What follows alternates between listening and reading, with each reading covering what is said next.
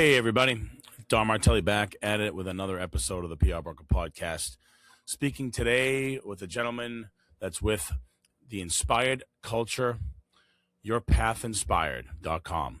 These folks, it's an incredible story. As you all know, as a business owner and folks that have managed people over the years, your people are really one of the biggest assets your company will ever have. And as you are, working with people every single day, helping them through the challenges that they're going through in their position, in their lives, it gets really difficult. But if you have really good people and they're dedicated to the mission, the brand, the work, your company will exponentially grow. And speaking with Eric about this process and the things that they've uncovered and helped other businesses with, your most valuable asset is your people. And culture is a thing that you cannot just create overnight. And it takes some time to nurture and to get into a place where it is something that is valued and revered within the company. So Eric and his team at the Inspired Culture are folks that help organizations unlock this challenge that they may have around culture. So if interested, check them out. But in the meantime, here's another episode of the PR Bunker Podcast.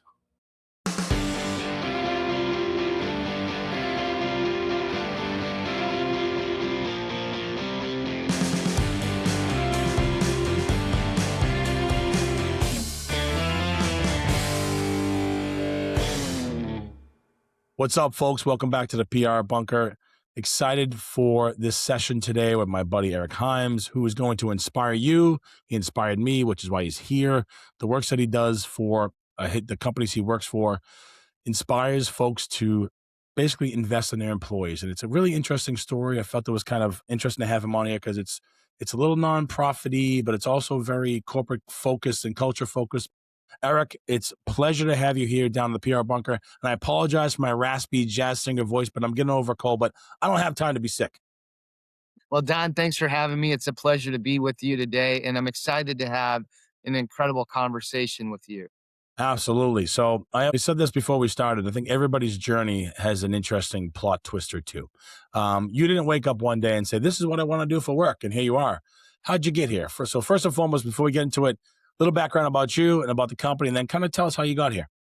Yeah, no, definitely. So a little bit of background about myself. I have an amazing wife, 5 wonderful kids, and we just have this incredible family together, and so grateful for that. It's one of the things that gets me going every day. I'm inspired by them and also challenged in the same capacity with my 4 teenage daughters, especially. So, but it's a lot of fun. And so a little bit about us is that I'm a highly determined individual. I like to be challenged constantly. So running the London Marathon here in a couple of weeks. And so that will be great. That'll be marathon number 8 for me. And we committed to run all of the major world marathons. And so we've got a few more to go, but we're committed to that from that side of it. So have you run Boston? Not yet. We're getting there. That's All on right. our way. We're on our Nice. journey to Boston. We have run Berlin, New York, Chicago, in Chicago multiple times. So London will be our trip this year. And Got then hopefully Tokyo next year. Nice. Well, 2 things. I'm sure you've researched and heard about Heartbreak Hill, which is a pretty tough stretch of the run. Not that I've ever done it, but I've read about it and seen it for years. And then 2, when you turn on the Comm Ave for that final stretch, that wall-to-wall group of people as you run down to the finish line is even from the sidelines, being somebody who's watched it, is quite the incredible experience. Yeah. I can't imagine what it's going to be like as you're running down, thousands of people screaming at you. I don't care if you're finishing within 2 hours or 6 hours, they're still there screaming for you all. So good luck to all that. But tell me about the company. What's the name of the company? What do you guys do? Yeah, the name of the company is the Inspired Culture Strategic Advising and Coaching. And so what we do is, and what we developed from the ground up is a framework, an operational system, so call it, for companies to grow in their level of inspiration. And we measure that. And if you're listening in, you're like, well, yeah, we all have inspiration. Yeah, well, that's the terminology we use to actually understand and assess where your culture's at internally. And everybody's on this inspired journey of growing and developing. And so, one, we want to identify where you're at and how can we help you get to what we call the inspired culture, being that gold standard of culture today. And so as, when companies get engaged with you all, I'm sure there's a bit of a perception from their side that what this could be. But what does that journey like them look like at the end? So I don't know if it's a 2 week project, month project, 6 months. I'm not sure how long it goes, but from start to finish, what are the results and what are the sort of the tangible things that you've seen in your work with those clients? Yeah. So, and that's like the most fulfilling aspect of what we do is the results that we see because we incredibly change their lives, right? We change the organizational, not change from who they are and their DNA today, but we help grow that and foster that and empower their people in such a different way. So for us, we measure the growth mindset. It's the one metric that isn't in a financial, report, so call it, right? Or a KPI or any of that, but we believe nothing happens without our people. But we also don't know where our people are really at because annual reviews aren't enough to check in and give feedback or even quarterly reviews because growth happens every day. Um, and we hope, and everybody hopes that people are growing, but they actually don't have a way to monetize. Are we growing or to validate we have grown? And so through the systems that we use in the inspired culture framework, the tools, how we do our methodology and all those things to teach and coach holistic leadership, in that we also measure the growth mindset. So now we get visibility of where we're going, we get an alignment, we get our purpose, and our teams become intrinsically motivated. Those intrinsic teams create incredible impact for organizations. And I know that maybe people listening in, oh, our people are intrinsically motivated. And maybe some of them are. But what I can tell you is if we're not intentional to get them to where we need them to be for them, they're not going to win at home, personally or professionally, and the organization isn't going to win either. So the system we designed helps individuals win on all fronts. And so now we're intentionally as leaders and organizations investing in our people. Why? Because if their home life isn't great, they're never going to bring their best to work. And so we're missing out on investing in making sure that they're going home ready to go home, leaving work behind so that when they come the next day, they're ready and charged up to be here and present at work. And so it's this change and pivot of not what you can do for me as a leader, but how can I invest into you for your growth and development? Sure, that's great. Sounds incredible. Sounds like I'm sure every assignment you all do, you learn a few things, right? And sort of adapting and applying. Get into the weeds a little bit. Like what's are they working sessions, one-on-one sessions? Like give us a couple sort of tactical examples of what this looks like. Yeah, so we start every organization out with our assessment, right? We need to get a pulse, and then after we get that pulse, we do some leadership interviews because we need to understand. Okay, this organization they're engaged. We're doing this together, so we interview every leader that's in the program for an hour to get to know them. After we do that, we go through a vulnerability assessment along with a personality profile. The vulnerability assessment we use is to help us see more about what's going on and some of the diagnostics that are happening in the background of the leadership. From there, we do workshops. So we'll do the Inspired Culture workshop. And then after we go through the workshop side of things, we get into one on one coaching and development. And we then bring forward our operating system, the Inspired OS, for people to operate in where they have their vision organizationally, their OKRs, their objectives and key results, the habits that they want to develop and how they want to win. And through all of those metrics, we drive out the growth mindset score for not only the individual, but the team and the organization. And we could do that by physical address. So, say there's more people in a building and they have multiple people they report up to, but we can tell you now where the mindset is at of that group of individuals, which from a leadership standpoint, I'd want to know because now I know how to invest my time intentionally Yeah, and I exactly. can address what's needed and where it's needed. Exactly. What kind of organization, size wise, revenue wise, industry wise, is sort of prime for this sort of work? Yeah. So this sort of work is for actually any organization. We have the capacity to serve those with 150,000 employees or three. So we have the capacity to do it which way the operating system, our tools, our platform serves the masses or the organizations that are growing to become the masses. So anywhere, anyhow, Got it. very Got it. simple. And it's clearly it can be a global business, right? Because you can do this for any company anywhere around the world, which is fantastic. So let me ask you this from a, I guess, a business slash personal perspective. I mean, what fuels you to do this? I mean, because it sounds like you're one intelligent guy, creative guy, entrepreneur. You can do a million things, right? In terms of what you studied, your background from an educational standpoint, you know, why this role? Why this job? Why this work? What fuels that passion in you? Yeah, my belief is that we have learned from leaders for a really long time, and our learnings, they're not bad. But what's happened is this baton has been handed off, and leadership's been caught and not intentionally learned.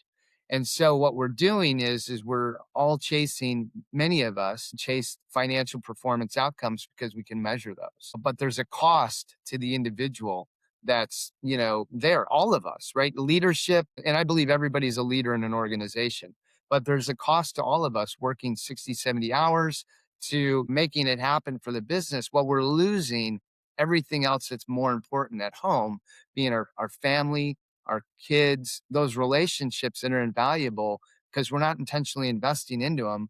Why? Because we can see our growth trajectory at work, but we can't see our growth trajectory at home necessarily because that's our house. This is what we have. But there's also work required to have an incredible marriage. There's also work required to be an incredible dad or an incredible mom with our kids, right? We just don't have them. And then there's this transaction. So the purpose and passion for me is my story, right? I climbed the corporate ladder. I gave everything I had at the cost and expense of all those things.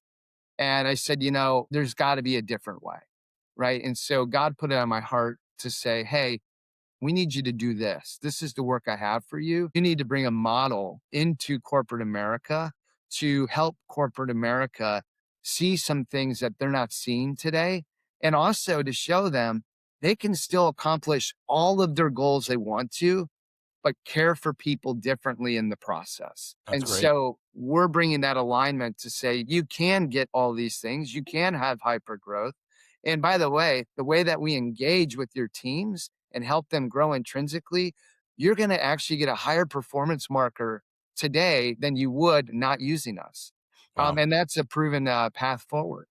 Yeah, I love that. And clearly, a lot of this stuff can be kind of squishy, and it's not like I'm going to make this widget. Here's a widget, And as you are having conversations with clients, I'm sure they're asking about return on investment, which you just touched upon. I love to talk about ROI through like actual stories and anecdotes. So I'm sure you've got a million examples, but any examples you want to share that says like I remember working with company X and Don Martelli here, whatever examples you have, I'd love to hear kind of one of those anecdotal stories, which would be kind of put a nice little bow on that little part of the story.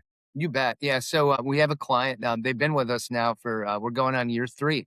Oh wow, And so they haven't left. And that's the funny thing. These organizations get engaged with us. They see the performance of it, and they're like, you know what? We're in. We're going to stay in.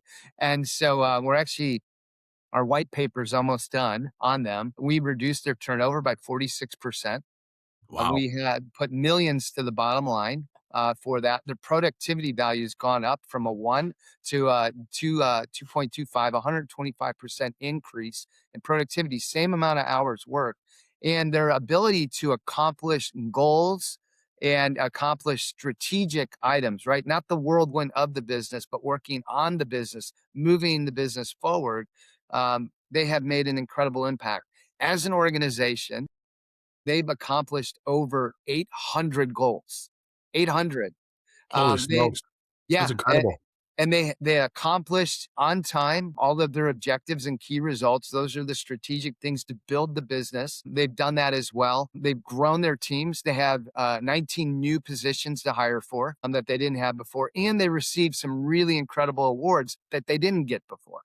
And so the industry is recognizing them. They went to the number one customer service group because we focused on that intentionally, and they had a culture of accountability and a culture of retention. And so those were the two key strategic items that we had built together in our vision casting sessions with them. And then we went to work, and our systems helped them get those outcomes. Wow, that's fantastic. Times change, right? From the time you started the business to 2026 and the environment we're in globally, locally, economically, politically. Now, people's opinions change. Boomers are getting older. My generation's taking over. Like time is moving things forward upstream. How does that change the business at all? Is the same mentality regardless of when it is 10 years ago today? But how are you adapting with AI and all these tools and just speed of information to manage what you guys are doing for your clients? Yeah, I mean, AI is a great helpful tool, right? I mean, we have a bot on our website. You come visit us, and Michael's the bot. That's my son's name. He's there hanging out. He loves to chat it up at home, and so we put him as our chat bot, right? But we're walking with the technology that's available because there's things that we can use it for. They're not the expertise, but they support our business and they can help us grow and navigate in that. So we're not afraid of AI. We embrace it. It's definitely helped us advance a number of different things quickly. So we're grateful for that. And I think timing's everything sometimes because AI hit right around the time we started our business. And so we had to make a decision as a leader, do we or don't we? And what's the risk of doing so, right? And so we started dabbling in it to understand it, to then say, okay, if we're going to set up our organization knowing that this tech is out there and it's going to be here for a while, we probably need to get on board with it. So we chose to, right? We chose to integrate it into some of the things that we do, from that vantage point to help the workflow, but it doesn't take away the expertise. Sure, sure. I always say that today is the worst day AI will ever be, because every day after this will just continue to get better and better and better and better. But it's just nuts where these things can go. What do you love about the work? What I love is the transformation of people's lives. Our goal, we have a mission, and our mission is to touch a billion people, 1 billion. And I've committed the rest of my life to this work. And so I'm here until 95 years of age. That's the commit working in the business Nice, because I love it so much, but we want to make an impact and we want to make an impact that's lasting, not only for organizations, but people in their homes. Right. And so we're really excited about that. We will be releasing our first book in August on the inspired culture framework. So people can read about it, understand the tools, the equations, the formulas that we do, giving you the playbook to execute. So be it on it. So that will be coming out. But we want to get all these tools in place to really impact people to say, hey, just because it was doesn't need to be now what it will be. We have the decision and the ability to make the change and really be inspired to do that. And I want to go back to one of the questions that you'd asked earlier, Don. Does it change from generation to generation? So the key components that we use in our formula and our model are everlasting. And so they're the things that we need as humans internally, and it's the same things that we need all day. And so those components are what makes up the basis of who we are and how we want to invest in that. And a lot of that's, in and around relational growth and development, intentional focus, growing, right? Growing into who we're to become, right? That journey never ends. And so, but we could either be accidental or intentional, right? Or we can allow the world to take from us, or we're going to choose the path sure. to go on in that. So those are some of the ingredients behind the scenes of what helps us move people. That's great. Love the goals, love the passion, love the focus, and I'm sure it's also personally fulfilling at the same time. Clearly, you've grown and scaled a successful business, and human relationships are going to continue to be complex, more so just with information and everything else. What's next for the company? Where are you headed? Yeah, so our operating system, we have 50 more revisions to make. So 50 versions. So we're just getting started That's a lot. and what we're doing. I know, but we've already mapped the whole thing out because we understand what the operating system needs to do. And today, in and of itself, it manages and measures the growth mindset and it supports the vision of the organization getting to where they need to go. Those are the two, and so nobody's ever put that together before. Nobody's ever measured the growth mindset. We're the first to do it and the only one to do it today in that. And so that's really unique. So where we're going is every day we're learning, right? So we're learning from our clients, the engagements that we have, the volume of data coming in to our systems is like, now we can see different trends, different things. Okay, we need to use this. We need to help bring visibility to that. This would be important in these organizations. So all of these types of things. The other thing that our system does today is we eliminated annual reviews. We touched on that briefly, but growth happens every day, every week, not once a quarter or annually. So we've changed the system and and the process to create quick vulnerability wins for leaders and their teams and organizations. So we're going to come and we're going to talk about our scorecard weekly for 20 minutes. Leaders are like, we don't have time for that. And I said, you cannot not have time for that, because as leaders, your number one responsibility is to be a multiplier. And so you have to multiply your effort through your people, not through the hours. So giving those hours away is going to give you that 2.25% volume, right? 100 to a 225% increase in work volume from the inspired nature of the individual. So bringing that in full circle, I just want to make sure that we touched on that Yeah, briefly great. on that side of it. No, that's great. I think as somebody who has led agencies, had staff members over the years, I've always felt that, having the title and the position doesn't mean you sit on top of these people. I mean, for me, I'm more of a collaborator, flat kind of structure guy. And it's through mentoring, collaboration, support, letting them learn through the goods, the bads, the uglies. So when you get to those reviews, you've already had several conversations. So it's just really kind of a check down and less about what we did, because we've already covered that. We're covering that every single day in real time at some point. So when we get to those kind of crescendo conversations, it's like, hey, you've kicked ass this year. Here's 20 grand on top of what you're already making, a little bit of a bonus. And oh, by the way, new title, new team, go get them. And then we'll talk the next day. And I think having an agile process, because of just the speed of business these days, is just so damn fast. And you got to be on top and connected, and like just emotionally and from a workflow perspective, connected to your staff, your team, your partners, your clients. I mean, I'm sure you treat your clients like their partners or like your colleagues, and that's exactly what I do. And that's how I approach my work with Alignable. It's why we end up getting met, because we met through Alignable. But it's that human to human connection and helping people get through that journey. Because if I knew the things I know now when I was 22, 23 years old, I'd do a lot of things Yeah, differently. of But course. it's great to be able to share that knowledge and have a process and systems like that to kind of help companies do this better. Because you're right, the biggest expense a company will have is their people. And you've got to invest in your people, because if they really love what they do, love the environment, they feel like they're heard, seen, and taken care of and inspired, pun intended, they will stay and you'll have a massive impact like you've shown. So if people are interested in getting engaged with you all, how do they find you? How do they find the company? What's the next step? Yeah, I mean, so finding me, you can email me directly at erichimes24@yourpathinspired.com. Our website is www.yourpathinspired.com. So come check us out. You can connect with us in a number of different ways. So that's getting that in touch with me directly. We have a number of team members here too. And so, any of us would be more than happy. We're a national business today. We have people all over the country. So, locally, if you want to meet with one of our team members, we could set that up as well.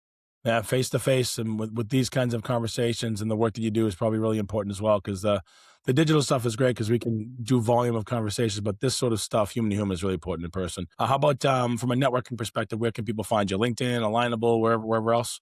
Okay, Yeah, LinkedIn, Eric Himes, LinkedIn, or yeah, you'll find us there on that. We have a YouTube channel for our TV show, awesome, cool, The Inspired Culture, so you can find us there as nice. well.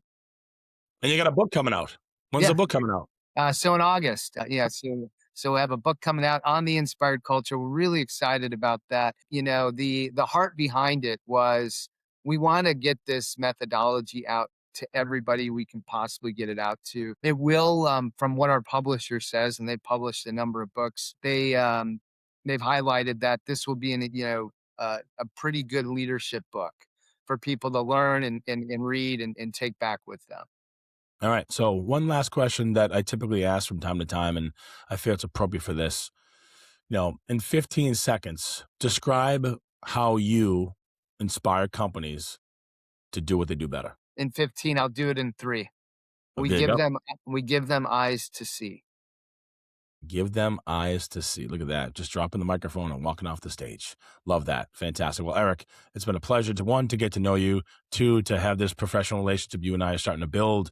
think the work that you're doing is incredible because I think, people make the world go round, if you will. And if you're a business owner, whether you have one employee, 5,000 employees, you are struggling with a culture which you cannot create. It's generated through your people and conversations. Absolutely check out Eric and his team. But I do appreciate you stopping by the PR bunker and having this conversation. Don, it's been a pleasure to be here with you today, too. You're a great host and grateful for the opportunity. I appreciate you, my man. Take care. Thanks for tuning in to the PR Bunker podcast, where we go beyond the headlines and into the trenches with founders, builders, and operators making real moves. This show is brought to you by the PR Bunker, a strategic communications agency helping mission-driven and impact-focused organizations cut through the noise and tell stories that matter. Want to learn more? Head to prbunker.com and subscribe to the Bunker Briefing, our monthly email newsletter packed with a 45-second read that's stacked with value. We're talking practical PR and communications insights, networking tips, and strategies to help you navigate the moments that matter. If you enjoyed this episode, be sure to subscribe, leave a review, and share it with someone who needs to hear it. We've got more raw, real conversations on the way. So stay locked in. Until next time, keep building, stay resilient, and remember, momentum favors the bold.